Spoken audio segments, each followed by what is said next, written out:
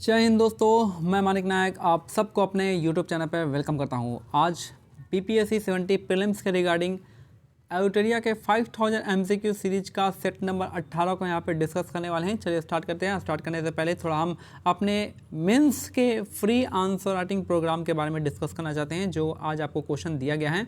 ये बिल्कुल फ्री है और आप चाहे तो पार्टिसिपेट कर सकते हैं, चाहे नहीं भी कर सकते हैं। लेकिन मोस्ट इंपॉर्टेंट है आपको यहाँ पे किसके लिए, BPSC 70 mains answer writing series का डे नंबर 86 में आपको जो क्वेश्चन दिया गया है, do you agree with the aligning nature of the election commission toward the ruling party is a threat to democracy, discuss the role of election commission of India.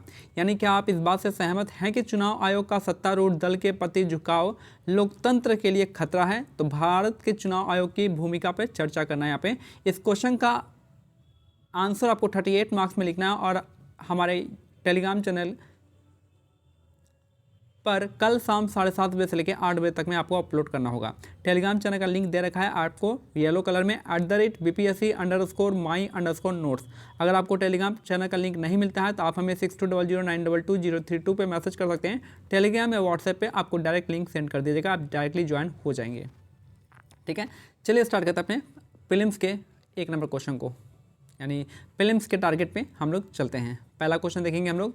First question यहाँ पे है, लाल मिट्टी की प्रकृति कैसी होती है? तो लाल मिट्टी की प्रकृति जो है आपकी कैसी होगी, आपकी अम्लीय होती है। तो लाल मिट्टी का जो प्रकृति होता है अम्लीय तरह का होता है, यानी आपका एसिडिक नेचर का होता है, याद रखना है। डंकन पास जो है इनमें से किसके मध्य स्थित है? तो किसके मध्य डंकन पास स्थित है? तो ये हो जाएगा दक्षिण अंडमान और लघु अंडमान के बीच में, यानी साउथ अंडमान और लिटिल अंडमान के बीच में कौन सा पास है? डंकन पास है। 10 डिग्री चैनल यहाँ पे दे रखा है, 10 डिग्री चैनल यहाँ पे जगह याद रखना है। किसने बहुउद्देशीय नदी घाटी परियोजनाओं को आधुनिक भारत का मंदिर कहा था? तो आधुनिक भारत का मंदिर जो है आपका टेम्पल ऑफ मॉडर्न इंडिया कहे हैं जवाहरलाल नेहरू ने। किसको? बहुउद्देशीय नदी घाटी परियोजना को, याद रखना इसे। किस राष्ट्रीय उद्यान को पक्षियों का स्वर्ग कहा जाता है? तो पक्षियों का स्वर्ग कैसे कहते हैं? केवलादेव घाना नेशनल पार्क को कहते हैं। तो किस राष्ट्रीय उद्यान को पक्षियों का स्वर्ग कहा जाता है? तो केवलादेव घाना नेशनल पार्क, जो कि कहाँ पे है? राजस्थान में आपको करना है। सुल्तानपुर बर्ड सेंचुरी कहाँ पे? हरियाणा में हो जाएगा। फिर आपका भगवान महावीर नेशनल पार्क कहाँ है? आप मेरे को कमेंट सेक्शन में बता सकते हैं। त्रिशूल पर्वत शिखर किस भारतीय राज्य में अवस्थित है? तो त्रिशूल पर्वत शिखर कहाँ पे होगा? आपको उत्तराखंड इसका करेक्ट आंसर हो जाएगा। त्रिशूल पर्वत शिखर कहाँ पे हो जाएगा? उत्तराखंड इसका करेक्ट आंसर हो जाएगा। नेक्स्ट है, माही सुगंधा निम्न में से किसकी फसल की प्रजाति है? तो माही सुगंधा जो हो जाएगा धान की प्रजाति है। माही सुगंधा किसकी प्रजाति है? धान इसका करेक्ट आंसर हो जाएगा। नेक्स्ट है, बाजार का नियम। बाजार का नियम निम्नलिखित में से किसने प्रस्तुत किया था? तो ये बताए थे JB से ने। तो JB से ने बाजार के नियम को बताया था। माल्थस का कौन सा? माल्थस का जो था पॉपुलेशन का था, यानी जनसंख्या वाला जो प्रिंसिपल ऑफ जो पॉपुलेशन दिया था, किसने दिया था? माल्थुसियन थ्योरी ऑफ पॉपुलेशन था। किस पंचवर्षीय योजना में भारी उद्योग पर जोर दिया गया था? तो ये था आपका दूसरा पंचवर्षीय योजना, जो कि किस मॉडल पे था? PC महालनोबिस मॉडल पे था। 8 का B हो जाएगा। तो भारी उद्योग वाला था दूसरा 5 प्लान, जो कि PC महालनोबिस मॉडल पे था। पहला वाला किस मॉडल पे था? तो ये आपका हैरोल्ड डॉमर मॉडल पे था। सर्वप्रथम किस देश में वैट को लागू किया गया था? वैट को सबसे पहले कहाँ पे लागू किया गया था? तो आपका फ्रांस इसका करेक्ट आंसर हो जाएगा। वैट कहाँ पे आया था सबसे पहले? तो फ्रांस में आया था वैट सिस्टम। एकमात्र सेंचुरी कौन सी है जहाँ कश्मीरी महामृग पाए जाते हैं? तो कश्मीरी स्ट्राइक जो मिलता है वो कहाँ मिलता है? दचीग्राम में मिलता है, याद रखना है। दचीग्राम कश्मीरी स्ट्राइक मिलता है। नेक्स्ट है, जीवमंडल सुरक्षित क्षेत्र का उद्देश्य क्या है? तो सिंपल सा है कि यहाँ पे कृषि उत्पादकों पर प्रयोग और विकास, वन्य उत्पादकों पर प्रयोग और विकास, और वन्य भूमि के वनस्पति एवं प्राणी का परीक्षण। तो ये सारे का सारे यहाँ पे करेक्ट आंसर हो जाएगा। बायोडाइवर्सिटी शब्द का प्रयोग सबसे पहले किसने किया था? तो ये है रोसेन ने किया था। बायोडाइवर्सिटी शब्द का प्रयोग जो है सबसे पहले रोसेन ने किया था। इसके बाद जो है आपका इकोलॉजी हो जाएगा, अर्नेस्ट हैकेल ने किया था, और इकोसिस्टम जो है टांसले ने किया था। ये सब वर्ड आपको याद रखना पड़ेगा। नेक्स्ट है, निम्नलिखित में से कौन सा बल सदैव आकर्षक होता है, यानी सबसे हमेशा जो है अट्रैक्टिव फोर्स होता है? तो किसका हो जाएगा? गुरुत्वाकर्षण इसका करेक्ट आंसर हो जाएगा। तो इनमें से कौन सा बल जो होता है सदैव आकर्षित होता है, यानी अट्रैक्टिव फोर्स होता है? तो गुरुत्वाकर्षण इसका करेक्ट आंसर हो जाएगा। इसका कितना वैल्यू कितना होता है? G का वैल्यू 6.67 × 10⁻⁻11 होता है। निम्नलिखित में से कौन एक विद्युत चुंबकीय तरंग नहीं है? तो विद्युत चुंबकीय तरंग, इसमें से आप ये क्या कर सकते हैं, ऑड वन आउट कर लेंगे। तो ध्वनि तरंग हो जाएगा, प्रकाश तरंग हो जाएगा, माइक्रोवेव, रेडियो तरंग। तो कौन सा इनमें से ऑड वन आउट कर सकते हैं आप? तो ये जगह आपका ये प्रकाश तरंग, माइक्रोवेव, रेडियो वेव सब एक लाइन का आता है। बाकी जो है सारे के सारे इलेक्ट्रोमैग्नेटिक है और ये आपका मैकेनिकल हो जाएगा। तो यही हमारा ध्वनि तरंग क्या हो जाएगा, आपका ऑड हो जाएगा। तो यहाँ से आंसर डायरेक्ट आ जाएगा। नेक्स्ट है एनोड किसका बना होता है? तो एनोड जो बना होता है किसका, कार्बन का बना होता है। तो एनोड किसका बना होता है, कार्बन का बना होता है, याद रखना है। हर्षचरित में यमचेटी का उल्लेख मिलता है। यमचेटी होते थे, तो यमचेटी क्या होते थे? तो ये होते थे रात्रि में पहरा देने वाली स्त्रियां होती थी। तो यमचेटी जो होता था हर्षचरित में, ये रात्रि में पहरा देने वाली स्त्रियां होती थी। हर्षचरित किसने लिखा है? आपके बाण भट्ट ने हर्षचरित को लिखा है। बाण भट्ट ने 2 बुक लिखी है, कादम्बरी और हर्षचरित लिखी है। नेक्स्ट है चिदम्बरम का चोल मंदिर किस धार्मिक समूह से संबंधित है? तो ये आपका नयनार से, यानी नयनार किसको थे? ये शैव धर्म को फॉलो करते थे, भगवान शिव को फॉलो करते थे। अलवार भगवान विष्णु को फॉलो करते थे। तो यहाँ पे चोल मंदिर किस धार्मिक समूह से संबंधित है? तो नयनार इसका करेक्ट आंसर हो जाएगा। नेक्स्ट है किसी विलयन में विलयन की कुल मात्रा तथा उससे मिश्रित विलय की कुल मात्रा का अनुपात क्या कहलाता है? तो क्या कहलाता है? ये आपका विलयन की सांद्रता कहलाती है।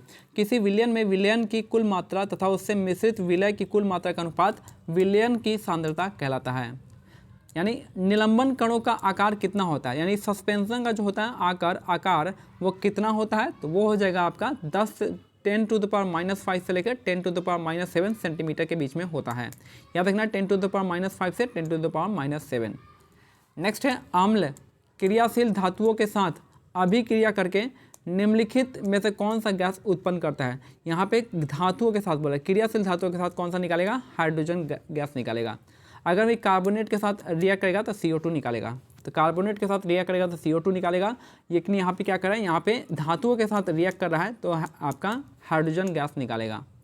निम्नलिखित में कौन सुमेलित नहीं है बताना है। तो नाभिकीय मॉडल रदरफोर्ड हो जाएगा, ग्राह्य मॉडल नील्स बोर हो जाएगा और क्वांटम मॉडल श्रोडिंगर हो जाएगा, रोडिंगर। तो सारे के सारे क्या हैं? सुमेलित हैं। नेक्स्ट है 22 नंबर क्वेश्चन देखेंगे। यहाँ पे क्लोरीन अणुओं के बीच कैसा संयोजन बंद होता है? तो देखिए यहाँ पे Cl में कैसा होगा? तो यहाँ पे कितना आउटरमोस्ट में कितने इलेक्ट्रॉन हो जाएगा? क्लोरीन कितना होता है? 17 होता है, 2 8 7 हो जाएगा, यानी बाहर में 7, 1 2 3 4 5 6 और यहाँ पे 1 आ जाएगा 7, फिर 1 2 3 4 5 6 और यहाँ पे 7 हो गया। तो यहाँ पे ये दोनों शेयर कर लेगा आपस में, तो यहाँ पे एक बॉन्ड बन जाएगा। तो यह हो गया कितना बॉन्ड हो जाएगा? एक सिंगल बॉन्ड होता है। आवर्त सारणी के किस वर्ग के तत्वों को सामूहिक रूप से क्षारीय मृदा धातु यानी अल्कलाइन अर्थ मेटल कहते हैं? अल्कलाइन अर्थ मेटल हम किसको कहते हैं? आपको वर्ग 2 को कहते हैं। वर्ग 1 को अल्कली मेटल कहते हैं, वर्ग 1 को अल्कली मेटल कहेंगे और वर्ग 2 को अल्कली अर्थ मेटल कहते हैं। याद रखना है, क्षारीय मृदा धातुएं वर्ग 2 हो जाएगा। नेक्स्ट है लूनर कॉस्टिक का फुल फॉर्म क्या? फुल फॉर्म नहीं, आपका क्या कहते हैं? लूनर कॉस्टिक का जो है आपका केमिकल नेम क्या होता है? सिल्वर नाइट्रेट होता है। क्या होता है? Lunar caustic silver nitrate AgNO3 कहते हैं इसको। क्या कहें? AgNO3 याद रखना है। नेक्स्ट है निम्नलिखित में से किसका हृदय 4 कक्षी होता है? 4 कक्षी पक्षी का भी होता है, मानव का भी होता है, मगरमच्छ का भी होता है, सारे के सारे का होता है। तो यहाँ पे ऑप्शन क्या होगा? ऑप्शन डी हो जाएगा। निम्नलिखित में से कौन सुमेलित नहीं है बताना। अमाशय क्या होता है? अम्ल का निर्मोचन करता है, ठीक है। बड़ी आंत जल का अवशोषण करता है, छोटी आंत पचे हुए भोजन का रुधिर वाहिका में अवशोषण करता है, ये भी सही है। और यकृत जो है सबसे बड़ी मिश्रित ग्रंथि, ये आपका गलत है।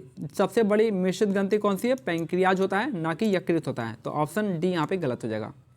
नेक्स्ट है मानव शरीर के परिसंचन तंत्र के किस भाग में ऑक्सीजन रहित रक्त का प्रवाह होता है?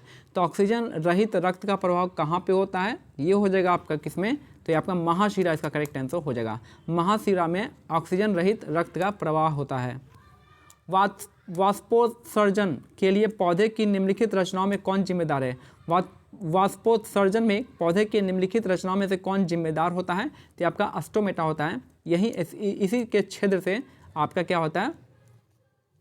ट्रांसपीरेशन होता है। नेक्स्ट है निम्नलिखित में से कौन सा जीव परागणकारी है? तो परागणकारी इनमें से कौन सा हो जाएगा? तो चमगादड़ से भी होता है, पक्षी से भी होता है और मधुमक्खी से भी होता है, सारे के सारे से होता है। खानवा का युद्ध बाबर और किस शासक के बीच में हुआ था? खानवा का युद्ध बाबर और राणा संगा के बीच में हुआ था 1527 में खानवा का युद्ध हुआ था। नेक्स्ट है, जब दक्षिण भारत में वैष्णव संतों द्वारा स्थापित द्वैतवाद किस संत से संबंधित है? तो द्वैतवाद हो जाएगा आपका निम्बार्काचार्य से। निम्बार्काचार्य से हो जाएगा आपका द्वैतवाद हो जाएगा निम्बार्काचार्य से। नेक्स्ट है, सल्तनत काल में कृषि विभाग से संबंधित क्या था? तो कृषि विभाग से संबंधित था दीवाने कोही हो जाएगा। दीवाने कोही क्या हो जाएगा? कृषि विभाग से संबंधित था। किसने स्टार्ट किया दीवाने कोही? ये आपका मोहम्मद बिन तुगलक ने स्टार्ट किया था दीवाने कोही को। अगर हम बात करते हैं दीवाने बंदगांत क्या था? स्लेव का डिपार्टमेंट था, यानी गुलामों का डिपार्टमेंट था, और ये किसने स्टार्ट किया था? फिरोज शाह तुगलक ने। दीवाने खैरात भी फिरोज शाह तुगलक का था, यहाँ पे डोनेशन देते थे। दीवाने अर्ज किसका था? बलबन का था, और ये जो है इसमें क्या था? मिलिट्री डिपार्टमेंट था। लेकिन इस क्वेश्चन में क्या करें? कृषि विभाग से हो जाएगा, दीवाने कोही हो जाएगा। नेक्स्ट है, द्वितीय जनसंगति कहाँ पे हुई थी? तो आपका वल्लभी गुजरात में हुआ था द्वितीय वाला। और किसने अध्यक्षता किया था? तो श्रवण हो जाएगा, श्रवण हो गया, यहाँ पे याद रखना है। नेक्स्ट है क्लोरीन, और ये हो गया था यहाँ पे। प्रसिद्ध अरबी लेखक अल बरूनी किसके साथ भारत आया था? तो अल बरूनी किसके साथ आए थे? तो महमूद गजनवी के साथ आए थे। तो अल बरूनी किसके साथ भारत आया था? तो आपके महमूद गजनवी के साथ भारत आए थे। सामदेव का ब्राह्मण ग्रंथ कौन सा है? तो सामदेव का ब्राह्मण ग्रंथ, सामदेव क्या हो जाएगा? म्यूजिक हो जाएगा, और म्यूजिक में आ जाएगा पंचवीस हो जाएगा। ठीक है, तो याद रखना सामदेव का ब्राह्मण ग्रंथ है, पंचवीस से संबंधित है। नेक्स्ट है, गांव में आयोजित भारतीय राष्ट्रीय कांग्रेस की प्रथम अधिवेशन की अध्यक्षता किसने की थी? तो गांव में जब आयोजित हुआ था पहला राष्ट्रीय कांग्रेस के प्रथम अधिवेशन की अध्यक्षता जो आपका जवाहरलाल नेहरू ने किया था। कहाँ पे हुआ था? फैजपुर में हुआ था। याद है, पहला गाँव पे गया 1936 में फैजपुर में हुआ था, और यही था हमारा 36 का ए हो जाएगा। नेक्स्ट है, और महात्मा गांधी ने कहाँ पे किया था? बेलगांव अधिवेशन 1924। भारत का पहला समाचार पत्र कौन सा था? बंगाल गजट था। किसके द्वारा किया गया था? आप मेरे को कमेंट्स में बता सकते हैं। तो भारत का पहला समाचार पत्र बंगाल गजट हो जाएगा, जो कि जेम्स अगस्टस हिक्की के द्वारा किया गया था। भारत में नागरिक सेवा का जनक किसे मानते हैं? यानी सिविल सर्वेंट का जनक जो है किसको मानते हैं? तो कॉर्नवालिस इसका करेक्ट आंसर हो जाएगा। नागरिक सेवा का जनक जो है कॉर्नवालिस को माना जाता है। नेक्स्ट है, विश्व भारती किसका हो जाएगा? रविन्द्रनाथ टैगोर का हो जाएगा, जिसको ठाकुर भी कहते हैं। अभिनव भारत वी डी सावरकर हो जाएगा। देव समाज शिव नारायण अग्निहोत्री। और वेद समाज हो जाएगा केशव चंद्र सेन। तो आप मिला लीजिएगा, डायरेक्ट लिख लेना है, मिलाना की क्या जरूरत है। शासन की संसदीय प्रणाली ब्रिटेन से लिया गया है। राज्य के नीति निर्देशक तत्व आयरलैंड से लिया गया है। समवर्ती सूची ऑस्ट्रेलिया से लिया गया है। और मौलिक कर्तव्य के लिया गया है कहाँ से? ये रसिया से लिया गया है। यही आपका गलत दे रखा है, तो यही हमारा आंसर हो जाएगा। धन विधेयक के संबंध में स्पेशल प्रोसीजर जो है यानी विशेष प्रक्रिया संविधान के किस भाग में है? देखिए सिंपल सा है, धन विधेयक को डिफाइन किया गया है 110 में, लेकिन स्पेशल प्रोसीजर किस में? आर्टिकल 109 में है। तो यहाँ पे गलत होने का संभावना ज़्यादा हो जाएगा। याद रखिए, जहाँ भी स्पेशल प्रोसीजर आएगा आपको आर्टिकल 109 लेना है, क्योंकि 110 में तो सिंपल सा डिफाइन किया गया है। नेक्स्ट है, संविधान के प्रथम अनुच्छेद के अनुसार भारत क्या है? भारत राज्यों का संघ है। आर्टिकल 1 के ही अनुसार कह रहा है कि भारत क्या है? भारत राज्यों का संघ है। धर्म आदि के आधार पर विभेद या प्रतिषेध एक मूल अधिकार है, निम्न में से किसके अधीन वर्गीकृत किया गया है? तो धर्म आदि के आधार पर भेदभाव यानी विभेद में भेदभाव करना, ये कौन सा है? ये स्वतंत्रता का अधिकार के विरुद्ध है। तो यही हमारा आंसर ये हो जाएगा। धर्म नहीं है, ये जो है समता के अधिकार हो जाएगा। तो समता का अधिकार एक आर्टिकल 15 आता है। ये कौन सा? आर्टिकल 15 है। आर्टिकल 15 किस में आता है? समता के अधिकार में आता है। सिंपल सा है। यानी आपका डिस्क्रिमिनेशन अगेंस्ट किसके है? रिलीजन के नाम पे डिस्क्रिमिनेशन होगा तो आर्टिकल 15 आता है। और आर्टिकल 15 किस में? समता के अधिकार के अंदर आता है। आर्टिकल 14 से लेकर 18 तक। निम्नलिखित में से कौन सा कथन असत्य है? तो राष्ट्रपति पद के लिए प्रत्याशी की आयु कम से कम 33 वर्ष होनी चाहिए। सही बात है। उपराष्ट्रपति राज्यसभा का सभापति होता है, ये भी सही है। उपराष्ट्रपति का चुनाव भारत का राष्ट्रपति कराता है, नहीं, इलेक्शन कमीशन कराता है। भारत के चौथे राष्ट्रपति वीवी गिरी थे, मे भी पॉसिबल, सही हो सकता है। तो यही मेरा आपका गलत हो जाएगा, ऑप्शन सी हो जाएगा। निम्नलिखित में से कौन सी समिति पंचायत राज संस्था से संबंधित नहीं है? तो आपके कौन सी समिति है? जीवी के राव समिति पंचायती राज से है। LM सिंघवी समिति 1996, ये भी आपका पंचायती राज से है। अशोक मेहता समिति 1977, ये भी आपका पंचायती राज से है। नरसिम्हा राव कमेटी जो है आपका किससे? बैंकिंग रिफॉर्म से हो जाएगा। यही हमारा आंसर है। निम्नलिखित में से किस संविधान संशोधन द्वारा दिल्ली को राष्ट्रीय राजधानी का दर्जा दिया गया है? दिल्ली को राष्ट्रीय राजधानी का दर्जा 69 संविधान संशोधन के द्वारा दिया गया है। यानी NCT ऑफ दिल्ली के बारे में बताया गया है। 69वें संविधान संशोधन में दिल्ली को राष्ट्रीय राजधानी का दर्जा दिया गया है। 52वां संविधान संशोधन एंटी डिफेक्शन से हो जाएगा। 93 किससे हो जाएगा, आप मेरे को कमेंट सेक्शन में बताइएगा। ओबीसी से है, ओबीसी रिजर्वेशन से है। और 61वां क्या है, इलेक्शन का भी समय जो वोट करने की आयु थी 21 से 18 कर दिया था। तो वोहरा कमेटी का संबंध किससे हो जाएगा, तो वोहरा कमेटी हो जाएगा आपका राजनेताओं के आपराधिकरण की सांठगांठ से, यानी क्रिमिनलाइजेशन ऑफ पॉलिटिक्स से संबंधित है आपका कौन सा, वोहरा कमेटी। कब का है, 1993 का। एक ही राज्य में बहने वाली भारत की सबसे लंबी नदी कौन सी है, तो ये लूनी नदी है। एक ही राज्य में बहने वाली सबसे लंबी नदी है आपकी लूनी नदी, इसका करेक्ट आंसर हो जाएगा 48 का सी। नेक्स्ट है विश्व कप फुटबॉल के प्रथम विजेता देश कौन सा है, तो विश्व कप फुटबॉल जो है पहले विजेता हैं आपके उरुग्वे हो जाएंगे। उरुग्वे ने पहली बार आपका विश्व फुटबॉल कप जीता था। और लास्ट क्वेश्चन है कि निम्नलिखित में से कौन सा ग्रंथ यवनों का भारत पर आक्रमण के विषय में बताता है, कि यवनों ने भारत पर आक्रमण किया था, ये किस में बताता है, तो आपका गार्गी संहिता में बताता है। याद रखना है यवनों का भारत पर आक्रमण कौन से संहिता है, गार्गी संहिता में बताया गया है। अष्टाध्यायी किसके द्वारा लिखा गया, आपका पाणिनि के द्वारा है। 10 कुमार चरितम किसके द्वारा लिखा है, डार्डिंग के द्वारा लिखा गया। विक्रमादित्य चरित्र किसके द्वारा लिखा गया, आप मेरे को बता सकते हैं। मुगल वंश के संस्थापक कौन है, बाबर हैं। इसने बादशाह की उपाधि धारण की थी, इसने गाजी की भी उपाधि धारण की थी। खानवा के युद्ध में इसने जिहाद का नारा दिया था और इसने 5 बार भारत पर आक्रमण किया था। पानीपत की प्रथम युद्ध में इसने पहली बार तोपखाने का प्रयोग किया था, जिसमें इसने किसको हराया था, इब्राहिम लोदी को हराया था 1526 में। इसने अपनी आत्मकथा बाबरनामा लिखी है। देखिए आत्मकथा दो ही मुगल ने लिखा है, एक तो बाबर ने लिखा है, दूसरा जहांगीर ने लिखा है। तो बाबर का हो जाएगा कौन सा, बाबरनामा हो जाएगा, जिसका फारसी में अनुवाद किसने किया था, अब्दुल रहीम खाना ने किया था। अब यहाँ पे देख लीजिए पानीपत का पहला युद्ध कब हुआ था, 1526 में होता है। इब्राहिम लोदी बाबर के बीच में बाबर ने विजय हुआ था। खानवा का युद्ध 17 मार्च 1527 में हुआ था, जो कि बाबर ने किसको हराया था, राणा संगा को हराया था। चंदेरी का युद्ध में 1528 में हुआ था, बाबर ने मेदिनी राय को हराया था, बाबर विजय हुआ था। और घाघरा का युद्ध 1529 में हुआ था, बाबर ने अफगान को हराया था और बाबर जीता था। और 1530 में क्या होता है, बाबर की मृत्यु हो जाती है। बाबर का उत्तराधिकारी हुमायूं होता है। अब हुमायूं के बारे में देखेंगे तो हुमायूं ने 1533 में दीन पनाह की नगर की स्थापना की थी। दीन पनाह नगर की स्थापना हुमायूं ने किया था। इसे ज्योतिष में ज़्यादा विश्वास था। 1539 में शेर खां यानी शेर शाह सूरी ने हुमायूं को चौसे के युद्ध में हराता है। इसमें शेर खां ने चौसे के युद्ध में हुमायूं को हराता है। 1540 में शेर खां हुमायूं के बीच में बेलग्राम या कन्नौज का युद्ध होता है 1540 में, और इसमें भी शेर शाह ने हुमायूं को हराता है। कन्नौज युद्ध में हार के पश्चात हुमायूं 15 वर्षों के लिए निर्वासित जीवन व्यतीत करता है। तो 15 वर्ष के लिए निर्वासित जीवन जो है व्यतीत करता है हुमायूं। 1555 में इसने पंजाब के सूरी शासक सिकंदर सूरी को पराजित करता है और दिल्ली की गद्दी पे बैठता है। हुमायूं नामा की रचना जो है इसकी बहन गुलबदन बेगम ने की थी। याद रखना है, गुलबदन बेगम कौन थी, इसकी बहन थी। हुमायूं ने देवरा का युद्ध लड़ता है 1531 में और सरहिंद का युद्ध लड़ता है 1555 में, जिसमें इसने सूरी वंश के सिकंदर सूरी को हराता है। शेर शाह सूरी को शेर खां की उपाधि किसने दिया था, तो बहार खां लोहानी ने दिया था। शेर शाह सूरी को शेर खां की उपाधि बहार खां लोहानी ने दिया था। शेर शाह ने काबुलियत और पट्टा का प्रथा आरंभ किया था। काबुलियत और पट्टा शेर शाह ने स्टार्ट किया था। शेर शाह ने 1541 में पाटलिपुत्र को पुनः पटना के नाम से स्थापित किया। पाटलिपुत्र को पुनः पटना बनाया किसने, शेर शाह ने 1541 में।